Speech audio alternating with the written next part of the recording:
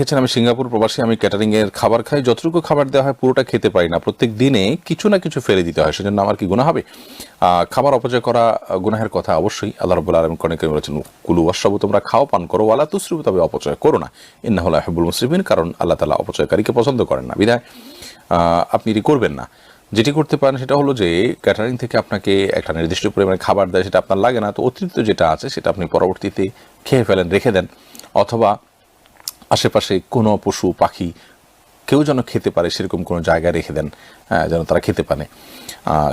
কোনো কিছুতে করে নিয়ে তাদের একটু দূরে হলেও আপনি কিছুটা হেঁটে হলেও তাদের মানে খাবার হিসাবে দিতে পারেন। অর্থাৎ একেবারে ময়লা ড্রামে ফেলে দেওয়া উচিত নয়, জায়েজ নয়। যথাসম্ভব চেষ্টা করবেন নিজে ভোগ করার অথবা কোনো পশু পাখিকে দিয়ে সেটা খাওয়ানোর। হালিমা সাদিয়া লিখেছেন, নানা কারণে সন্তান প্রতিপালন একটা কঠিন বিষয়ে পরিণত হয়েছে, বিশেষত সন্তানকে দিনদার বানানো অনেক কঠিন, এই জন্য প্যারেন্টিং বিষয়ে আলোচনা করা দরকার। আপনার কাছ থেকে বিষয়ে বিস্তারিত ভিডিও